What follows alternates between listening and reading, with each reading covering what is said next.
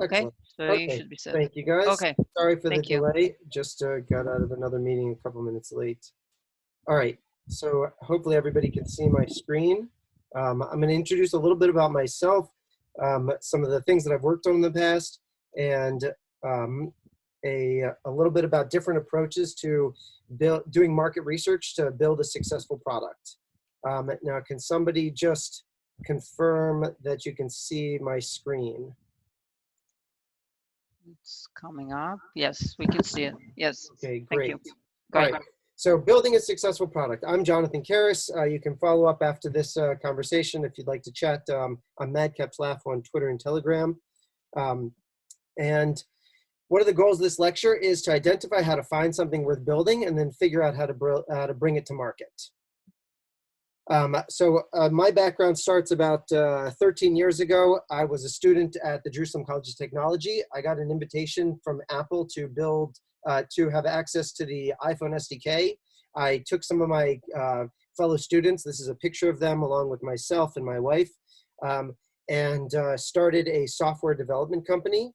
The goal of that company was to help Israeli startups and startups all over the world migrate from desktop applications to mobile applications. We worked from a small group of guys like this, just around a dining room table, from 2007, from before the iPhone App Store existed, until 2012, when we pivoted into a proper startup company. In 2012, after a buddy of mine had an exit from his startup, we decided to create a video messenger similar to Snapchat. We realized that there was a problem with streaming video over the 3G network, and after about 8 months of investigation, we invented a protocol that made it more efficient to stream video. We were able to raise initially $150,000 to kickstart the company. Eventually, we grew it to 26 million subscribers in about 9 different cities in North America, and raised about $45 million for the project in total. We eventually were killed by Snapchat, but we served billions of videos to our customers over time, and the product still exists as a smaller niche product and is cash flow positive. We received a lot of fanfare from Apple. We were in the top 10 list for a significant amount of time, and we made it here as new and noteworthy. We were also TechCrunch Disrupt, which is one of the most prestigious accelerator competitions in the world. So we were the Audience Choice Award winners there in 2013.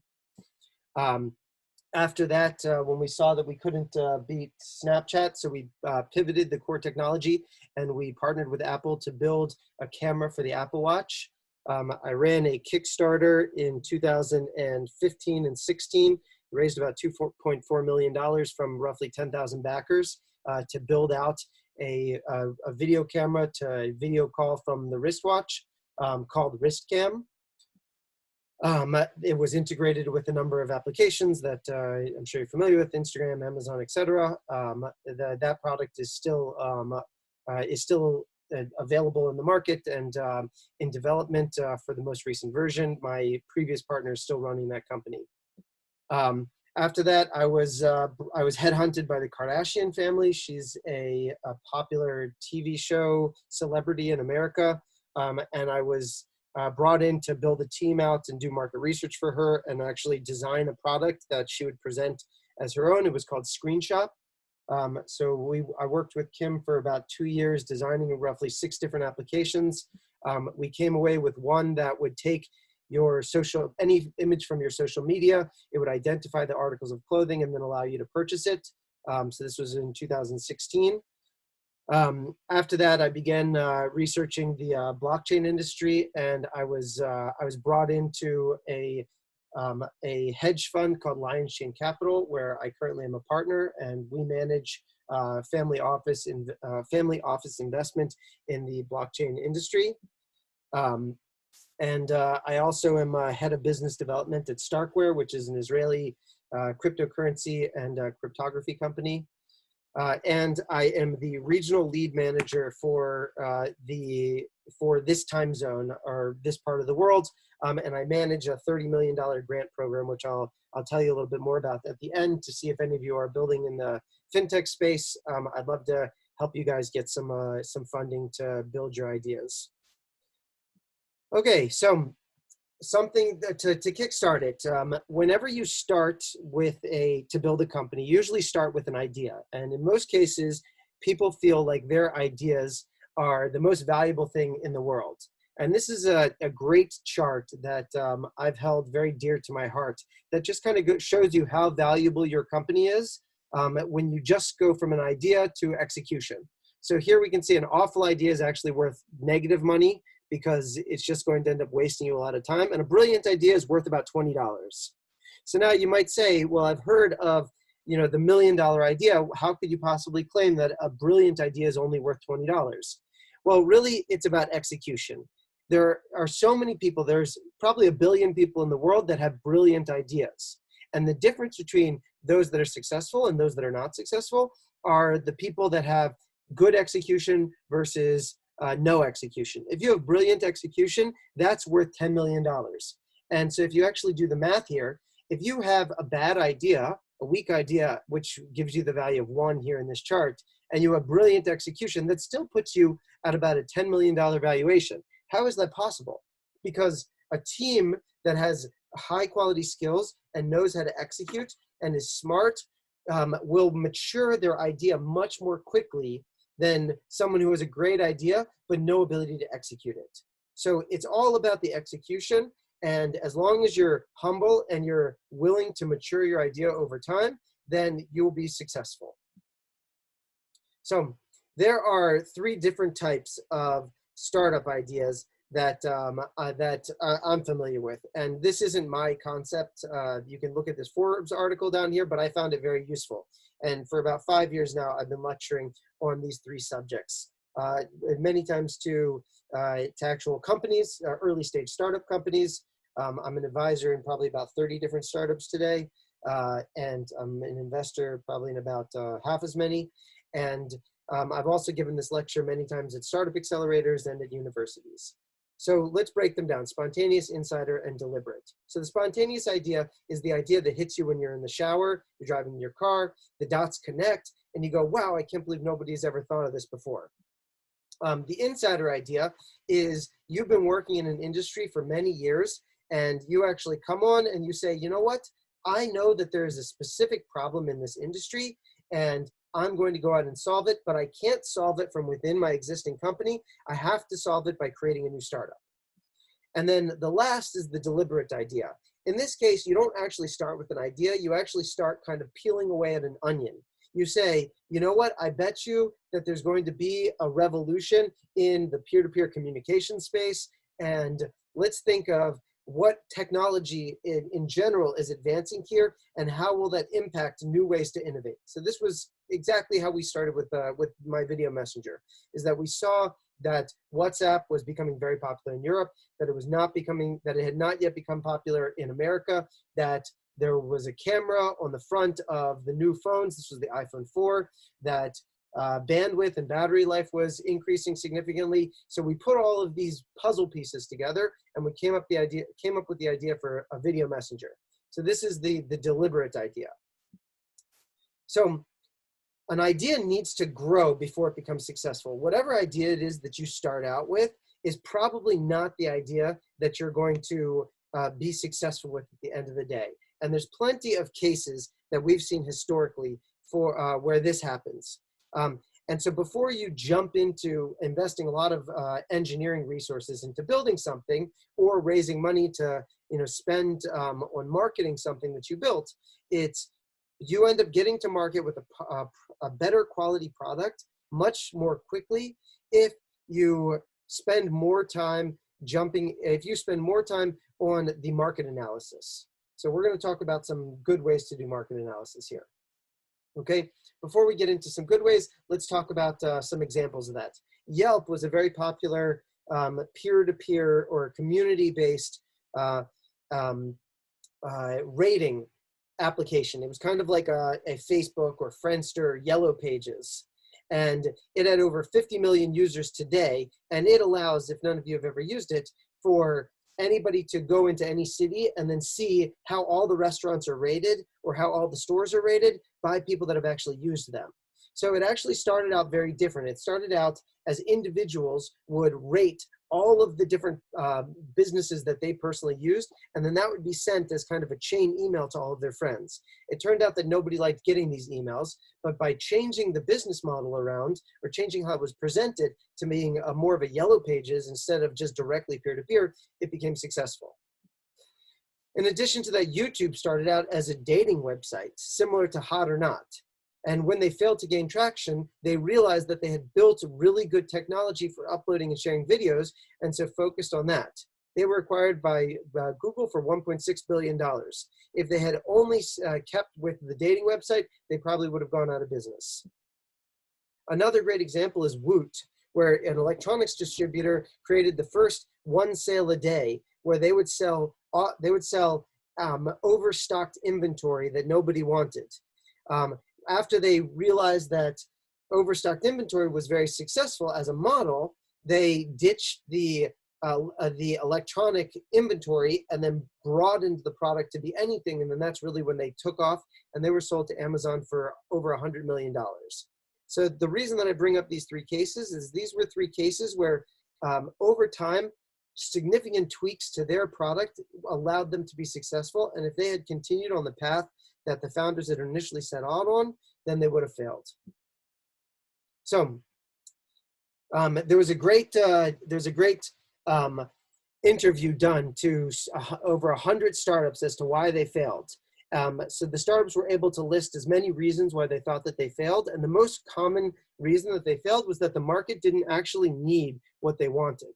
And then the second most common reason why they failed was that they actually ran out of cash. And the third was that they didn't have the right team. So the most common reason why you'll run out of cash is because you have the wrong people building the wrong product.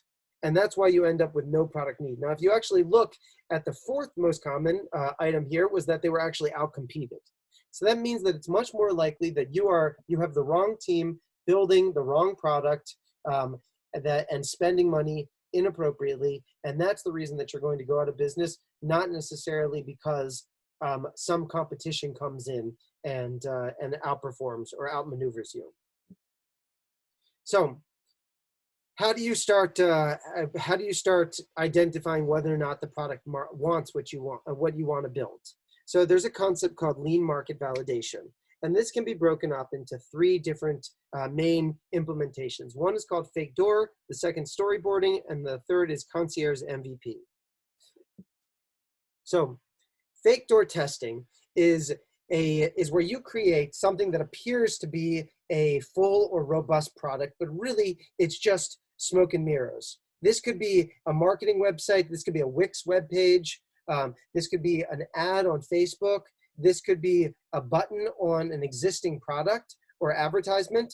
And what you do is you get people to click on this, and then based on how likely a person is to click on it, then that gives you significant insight as to how many people would want it. A great example of this was a gaming company called Zynga. They would create about 50 different game concepts. And for each of these game concepts, they would run ad campaigns just consisting of a 5-word summary. And they would put it on various high traffic websites like Facebook. Then they would only actually build the games that got the most amount of clicks. This was their fake door. And they found this to enable them to invest in only the products that were highly likely that the market would desire. Okay. The next is storyboard testing. Storyboard testing is when you create a narrative of a product that you want to bring to market. And then you perform usability testing with real potential customers that are within your target audience for this product. And the storyboard is usually it's almost like a comic book that you would create. Sometimes it has black and white illustrations. Sometimes it has high fidelity full mock-ups where it actually looks like a full product. And there's actually really interesting tools today. If you Google how to build a storyboard for your product, especially if you're building a website or a mobile app, that will allow you to just drag and drop Photoshop files and then pull those, create fake buttons that jump you from one element of the storyboard to another element of the storyboard. And it will allow you to quickly create something that looks and feels like a very similar app or similar functionality as to the app that you actually envision or the website that you envision, but it'll only cost you about 1/1000th or 1/10,000th of the price to build a storyboard over build a complete product. And by building a storyboard, then you can identify where's the holes in your product vision and get real feedback from real customers. The last concept is the concierge. The concierge is a version of a product, but all the work is being done manually. Most of the time when you say, oh, we'll build an algorithm that will do X, Y, and Z, it's most productive to initially build a concierge version. So a great example of this that I want to share was a company that I did some consulting for, where they were building an online wedding planning for Americans that wanted to plan weddings for their children in Israel. It's a huge industry, and their idea was, instead of hiring a wedding planner, which can cost thousands of dollars, if not tens of thousands of dollars, why not just have a website or an app that would do all the work for you? They actually spent a significant amount of money building a complex workflow, which would carry the customer from one stage of the process of planning a wedding to another. And they found that they couldn't really get customers to use it. So as we started working together, we developed the concierge implementation of this, where the customer felt like they were actually interacting with a computer or with a website, but there was actually a human in the background that was doing a lot of the grunt work. So one of the beauties of a concierge implementation is that it's very low cost to build it, and it's highly flexible. So then this way, you can customize the service that you provide really upon each customer that you get, because you can see what worked and what didn't work. So while the customer thinks that they're purely interacting with software, they're actually interacting with a human in the background. In working with the Kardashians, I actually used this to build out a service in one of the applications that we built for Kim, which was that we wanted to make a service where people could mark some of their favorite articles of clothing, and then an artificial intelligence would build an outfit around that, and then would suggest items that were missing from their inventory that would complement that particular outfit. In order to actually build that, it would have cost us millions of dollars and would have taken probably 6 to 18 months. So what we did initially was we just put together a call center. We had about 5 different women that were fielding the inbound interests from the customers, and then we're just manually coming up with ideas that they felt were fitting and then presenting them to the customer as if it was purely an application that was performing it. We found from that this application didn't actually impact the customer's purchasing patterns, and so it wasn't worth it to actually spend those millions of dollars of building out the full application. And we found that we were able to save the company all of that money and all of that time by doing this experiment purely in a concierge fashion. So going back to this concept of storyboarding, when you ask yourself to storyboard, you often have to ask yourself, how does your first customer learn about you? And what's the problem that you're solving for them? And then once you can answer those questions, you have to consider what's the minimum number of steps that you can use to provide value to the customer. And then at the end, you want to think to yourself, how do we actually make money? Now, I actually worked with a company in their storyboarding somewhat recently, where they were building a round-robin real-time dating website, where you would have particular events. Everybody would have the app on their phone, and then you would have everybody would receive a push notification that, okay, in 10 minutes, the round robin is going to start. Come online and you will get randomly matched with 3 different people of the gender of your choice. And then you'll have 5-minute conversations with them. If you want to stop and skip and jump to anybody else, then you'll just press the skip button and it'll put you on with someone else. It's almost like a chat roulette, but specifically location focused and specifically around dating. So by actually going through the storyboarding process, we uncovered a number of holes in the user experience as it was designed, specifically around what would be the first person's user experience. When you first came onto the app, how would you actually onboard? How would you actually be educated about this product? The founders had handheld their first 100 customers to get them into the system, and they had explained offline the value proposition of the system, which created an interesting dynamic where about 50 to 100 of their friends knew what to expect, that they were going to get this push notification, a few days in the future. But this didn't really translate to creating an application that many different people in many different cities would be using.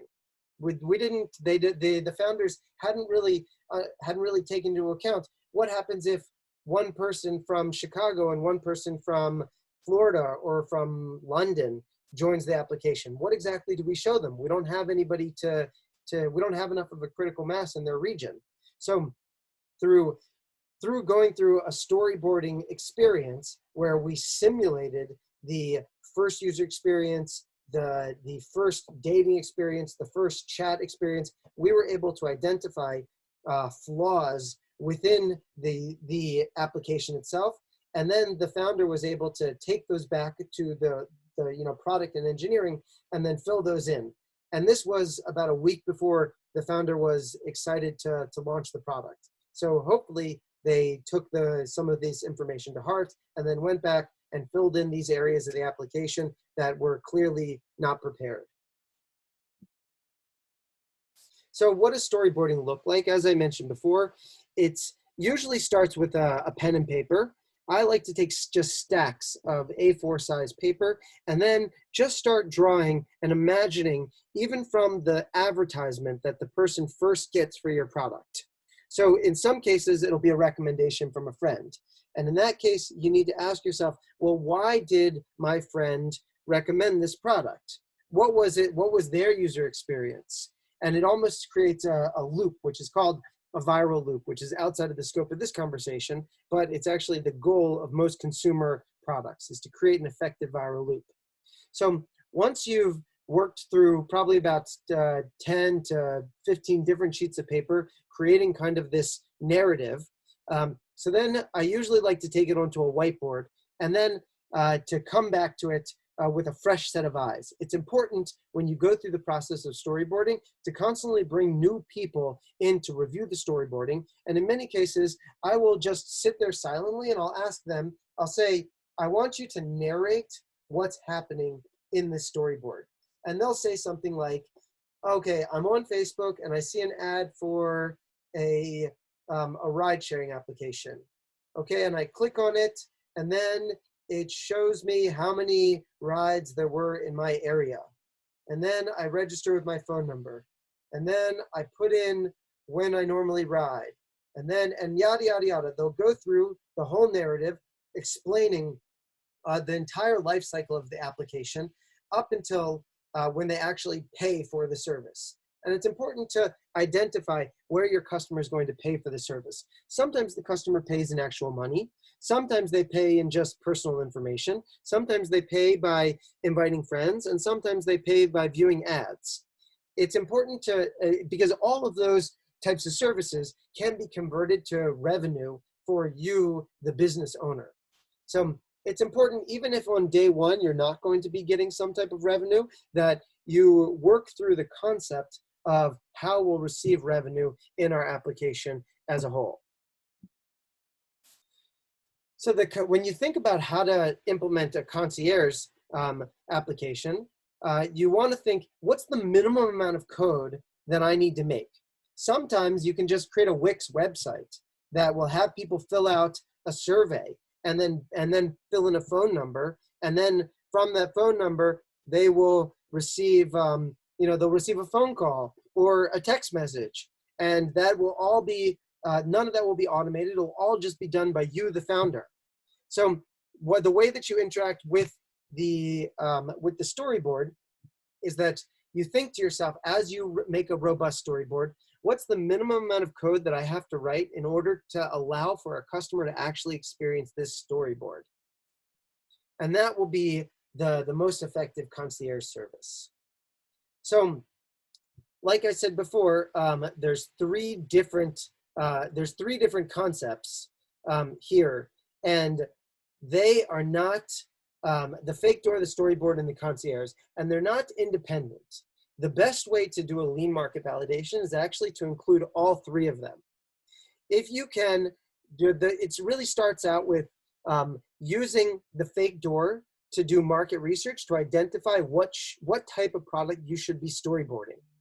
Then you create the storyboard, and then you refine the storyboard until you feel like you have something that a large enough audience would be interested in using.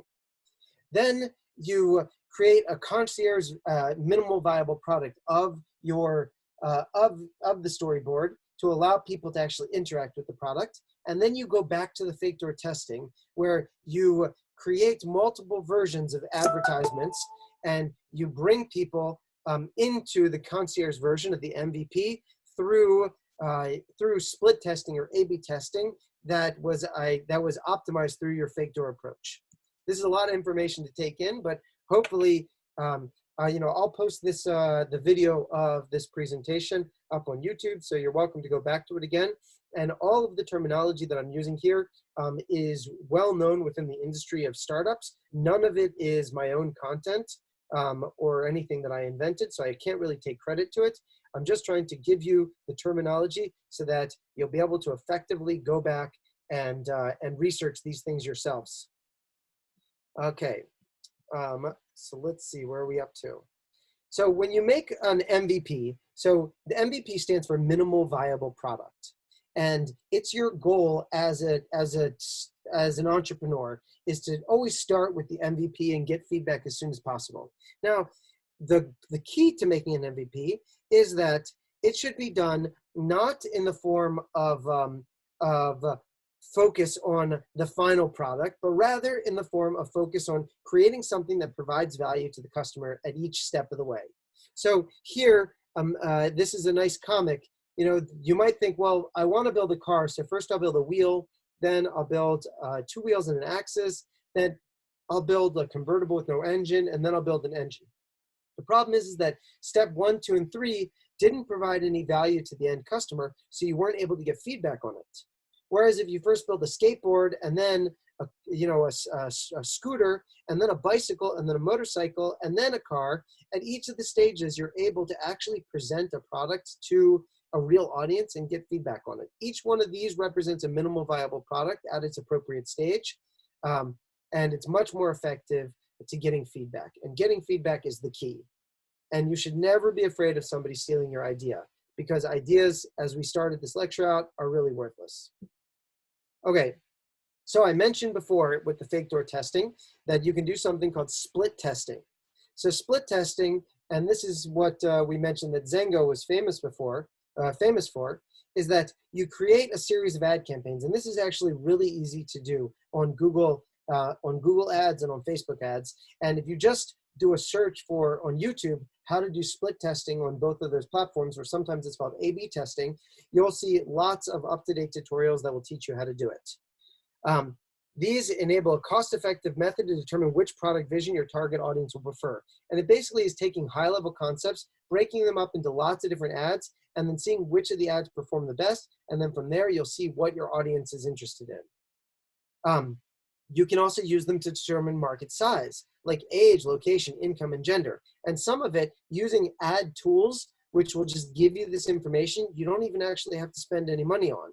And in many cases, you'll be able to get yourself like a gift card for using for using Google ads or Facebook ads, if you just contact the companies and tell them that you're a startup and you want to get started, in many cases, they'll just give you credits to their ad platforms to get started. So there's two types of ads that you can use. There's discovery ads, where you know the type of audience that you want to go after: Facebook, Instagram, Snapchat, influencer marketing. And then there's search intent, things where you actually know that people are searching. They're actually searching for Airbnbs near the Kinneret. They're actually searching for toothbrushes for their cats. And so you'll be able to target specifically those types of people. When you're building, when you're building a fake door, which is the place that your ad should bring the customers to, there's great platforms which are either free or very cheap, which will allow you to use them. So Unicorn Platform, Launch Rocket, also Wix is a great way to do this. These are just great ways to collect information on your customers before you actually build the product. And again, as I mentioned before, nobody's going to steal your idea. Even if they do, you shouldn't care, because it's very hard to execute a good idea. So don't worry about stealing your ideas. If your ideas are any good, you're going to have to ram them down people's throats. So what's your goal of building an MVP? You want to determine product market fit. Is there actually a need for this product, and will you be able to monetize the product? You also want to validate high-risk assumptions. For example, with Airbnb, will people let strangers live in their homes? And are customers willing to stay in someone else's home? And then you also want to get actionable feedback from users, which only happens from putting out a real prototype, paper or digital, in the hands of users to learn about what the next steps that you should have for building. While you're getting all this feedback, you're going to identify the flow of a user. These came out of the categories of sections of your storyboarding. And then from interviewing potential customers, you're going to see the features that are important to them. Maybe it'll be in creating a profile. Maybe it'll be linking through Facebook. Maybe it'll be registering with a phone number. And when you kind of build this flow, you could even do it. I do it many times with just Post-it notes. That's why I use this graphic. So you can prioritize it by putting the most important features at the top, and then the other features that come along through more market research down at the bottom. And then you'll eventually at some point identify an MVP line. What's the minimum number of features that need to be included for this product to be viable? And then when you build your MVP, it's very important to put analytics in it. So many people will skip out on putting analytics in because they fail to appreciate the first session of a new user. If you don't put data in to collect the first session, most of the time you won't know what to improve for the second session. With most people, you'll only have about 30 seconds of when they interact with your software for until they decide whether or not they want to use it or they don't want to use it. So it's very important to analyze what the first session looks like. Oh, I got, is that a chat question? I have a really good idea. How do I contact you later? So my contact information is Madcaps Laugh on Telegram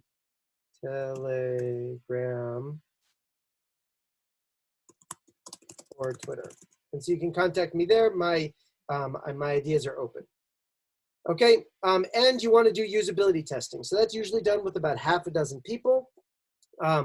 You want to film the entire usability session. You have them work through your product. You give them a set of tasks that you want to do on your product.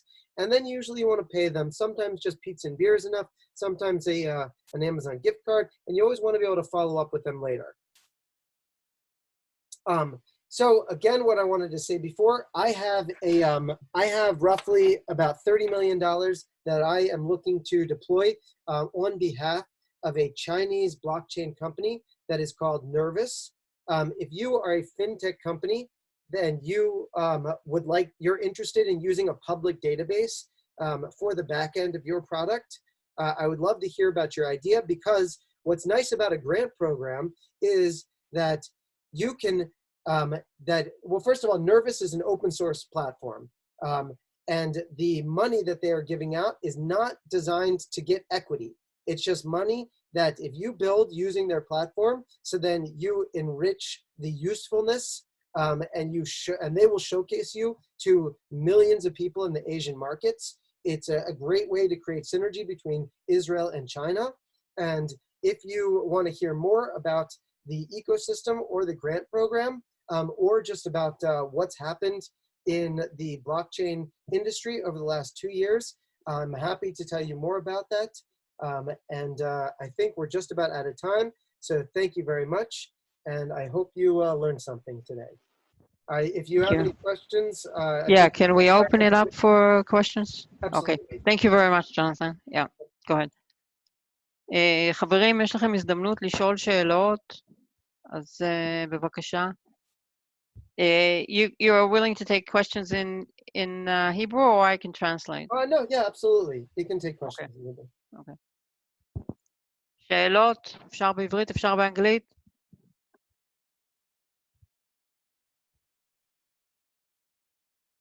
האמת, נועה, שיש לי איזה רעיון, יש לי כמה רעיונות, אבל יש לי רעיון ממש ממש טוב, אני אשמח לדבר איתו על זה. מה אני עושה?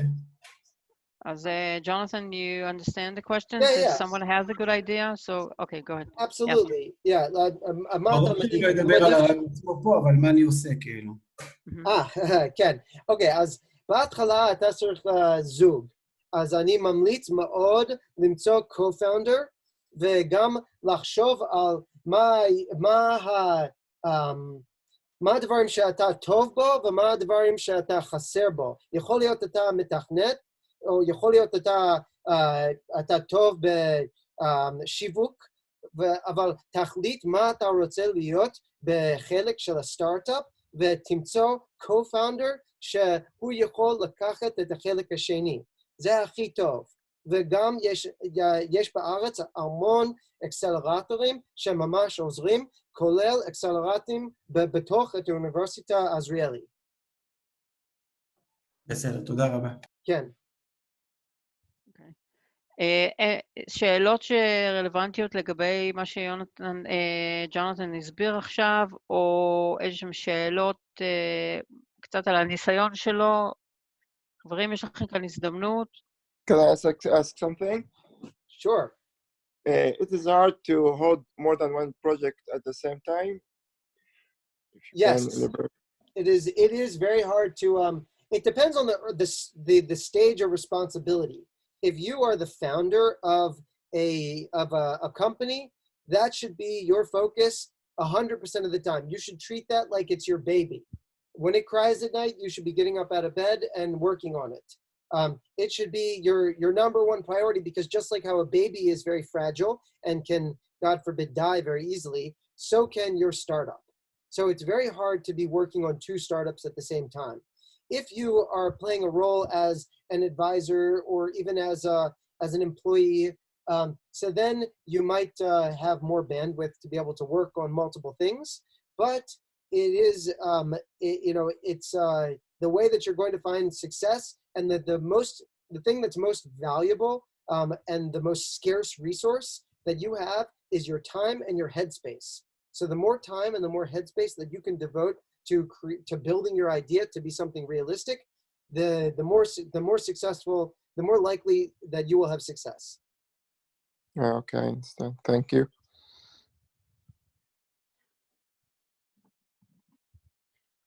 עוד שאלות? יש לי שאלה יחסית כללית. אני אשאל אותה ברשותכם בעברית. כן. ג'ונתן, בהתבסס על הניסיון שלך ולאורך השנים, לאיזה תחום היית ממליץ ללכת מבחינת כיוון? לאו דווקא כסטארט-אפ, אלא כמהנדס צעיר שהולך להיות כמה שנים קדימה עכשיו בתעשייה. אתה אכפת לך אם אני עונה באנגלית? בטח, אין בעיה. Okay, so just to translate it, so you asked, based on my experience, what is the most, what's my recommendation in terms of the direction to go in? So especially for a young entrepreneur or a young engineer. So what I would say to that is there's a famous quote by one of the greatest hockey players of all time, Wayne Gretzky. And he said that you always want to be skating, you always want to be going, not to where the puck, where the ball is, but where the ball is going to be. So I think that I would have 2 areas of recommendation. One is identify what market is going to be 10 times as large or 100 times as large, roughly 5 years in the future. So don't focus on what's specifically large today, because that probably has a large amount of saturation. But rather focus on what's going to be the next big thing in 5 years from now, and then work to build your company around that. The second piece of advice that I would have is work in an open industry. Work in an industry that is not going to be overly constricted or constrained by bureaucrats or legal requirements. So personally, I've always stayed away from things like the medical industry and other things. You know, anything that requires significant high-level degrees or years of trials, things where you can't really innovate quickly or rapidly. And also, to work in software is much cheaper than to work in hardware. I've worked in both, and $100,000 or even $10,000 goes a lot farther when you're just writing code, especially when you're writing code based off of open source projects, than trying to do something innovative for the same $10,000 in the hardware space. So if you have experience in building software, I would think to yourself, what industry do you think is going to be very successful in 5 years' time, or much bigger or much more lucrative in 5 years' time, and try and be there. You know, in 2011, I was focused on messaging and peer-to-peer communication, and that really peaked at around 2015. So I was able to raise tens of millions of dollars by being in the right place with the right time, with an expertise that the market valued, that investors valued. Back in 2017, I switched my career to focus on cryptocurrency and blockchain, and I identified that that was going to have the most amount of value in roughly 5 years' time.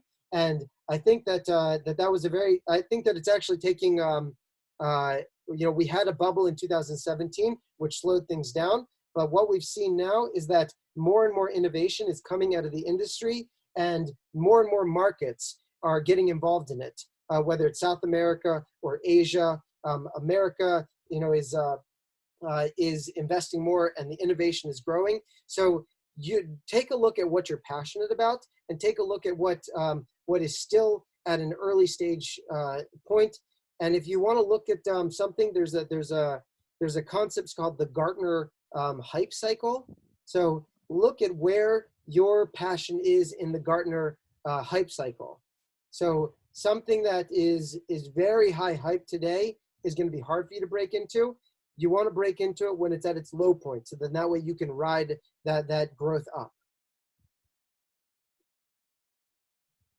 Okay, got it. Thank you. Thank you very much. Okay, we have time for one more question.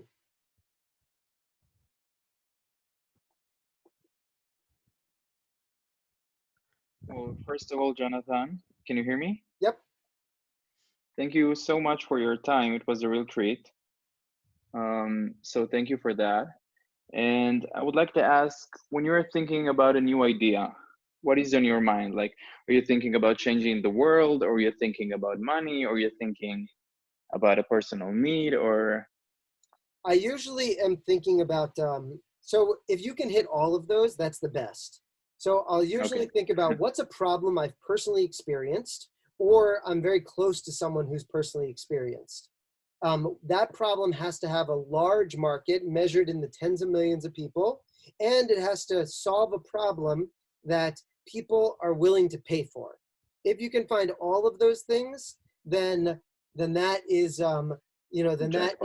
that's reasonable. And so, for example, like looking at, fintech solutions, I know that even though I'm an American, I've been living in Israel for, since I was 20 years old. I'm 37 now, so for 17 years I've been here. I don't have effective banking in America. I don't have an address in America. And because of that, I'm really limited to the financial markets. And when I look at what other people in the world are all, and that pains me. I see that that I have friends who are still in America that it's very easy for them to invest in a mutual fund or an index fund. And I struggle with those types of things. I can't just walk into a bank and verify my customer information. And so I look at, well, what about, I can't be the only one with this problem. So I look at, there are hundreds of millions of people that want access to global financial markets, and they struggle with it. And if you can only invest, imagine that you live in Malaysia, and the only markets that you can invest in are the Malaysian markets. You're never going to be able to have the same financial tools as someone who lives in Georgia, or I mean, not Georgia, Georgia, the state in America, or lives in Florida, Yeah. or lives in New York.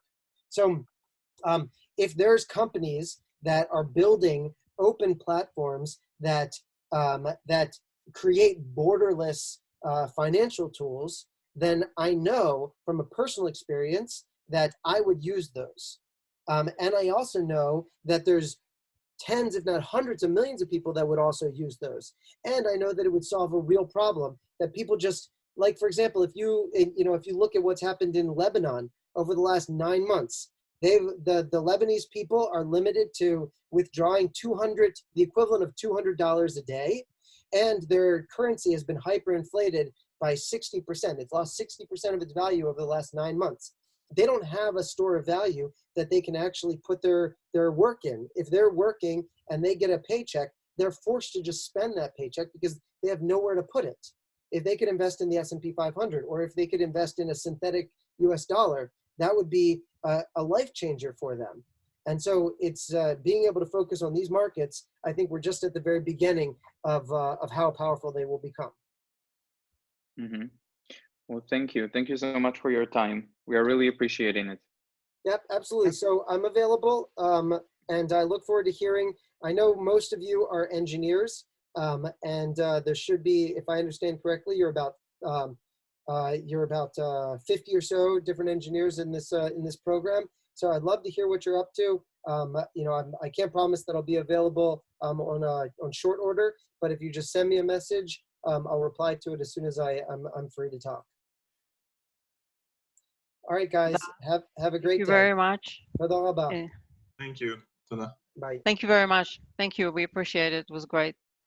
תודה לכולם. Thank you very much. Bye bye.